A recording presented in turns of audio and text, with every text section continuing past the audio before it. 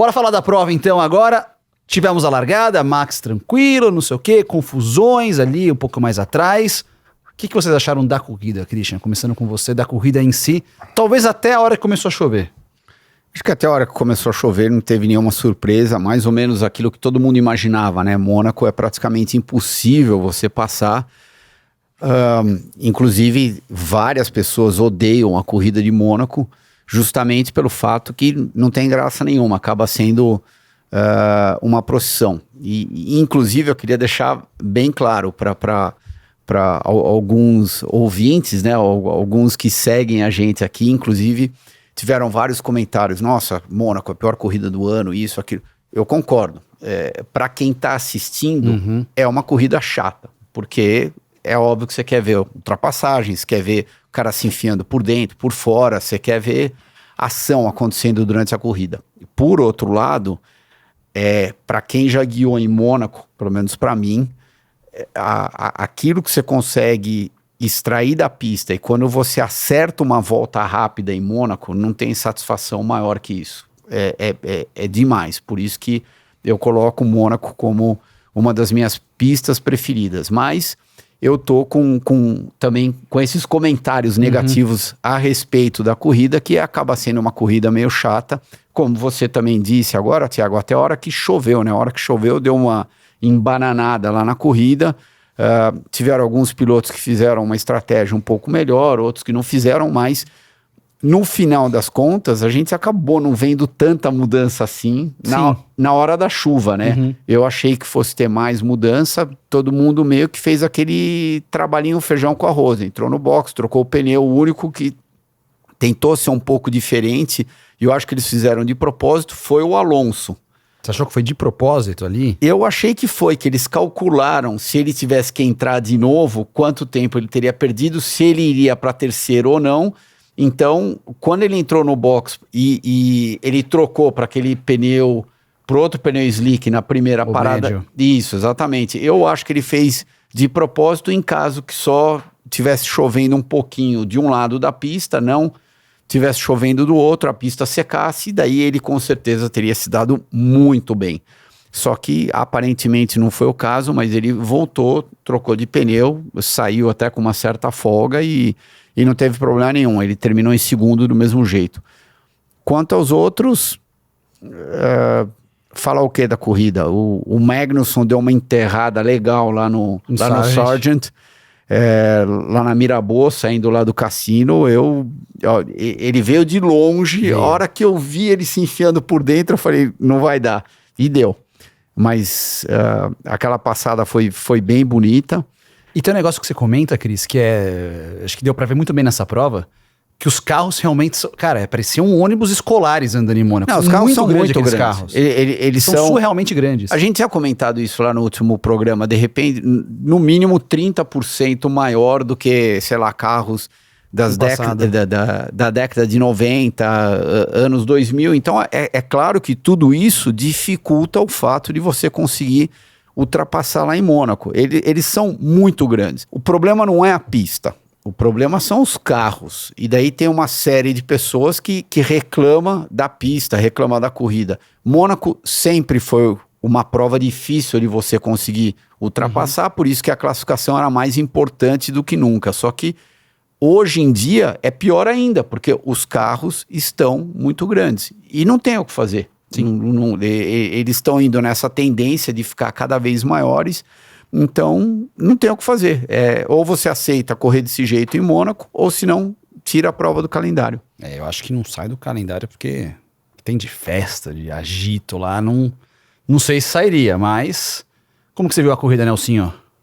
Até esse momento, estratégia de Alonso parando? Não, foi muito boa. A gente teve todas as variáveis que a gente precisava. Chuva, voltou a secar e tudo mais, e isso geralmente causa muita mudança de posição, né? E não causou nenhuma praticamente, né? Todo mundo meio que seguiu a mesma estratégia, todo mundo parou na mesma hora.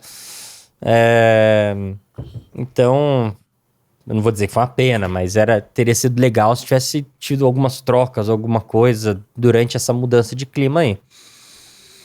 Cara, falar o que da prova? Todo mundo se comportou, todo mundo andando muito bem, parecia um trem de carros um atrás do outro, né? Sem cometer nenhum erro. O Sainz reclamando daquela estratégia lá da Ferrari, eu ia principalmente chegar depois nesse da ponto. primeira parada. A Ferrari ferrarou de novo lá nessa prova? Não, mostrou que o carro do Ocon não tinha a velocidade da Ferrari, até porque por isso tinha aquela distância enorme entre o Ocon e o Alonso, né? O Alonso e o Max lá na frente e o resto lá atrás. Então, o que isso mostra? Mostra que realmente ele tirou água de pedra na classificação, né? Ter conseguido classificar na frente das Ferraris. Uma Ferrari, né? A outra levou um... O Charles era o terceiro e foi pra... Perdeu 3 posições. Então, o Ocon ter conseguido segurar a posição mesmo com as paradas e tudo mais foi bom. Mas, assim, Max em todas as condições era o mais rápido, seco, molhado, pneu errado, slick no molhado, enfim, ele dominou. Não tem muito o que falar, né? Aston Martin também numa velocidade muito boa e não teve muito acontecimento, né? Sobre o Alonso, ele parou na volta 54. Ele, depois da prova, ele comentou que ele não culpou o time, porque, de acordo com o Alonso, a pista estava 99% seca naquele momento, exceto na curva 7 e 8. Só que na volta seguinte começou a cair a pancada de chuva forte, que aí não tinha mais jeito, todo mundo teve que parar. Então eu acho que aí a Aston Martin errou. Podia, segura mais, como a Red Bull fez. A Red Bull não, segura mais uma volta... Pra ver o que vai acontecer. Pra ver o que vai acontecer com a pista, não sei o quê. Já, aquele momento... Mas tudo isso você faz se você tem uma margem de segurança, né?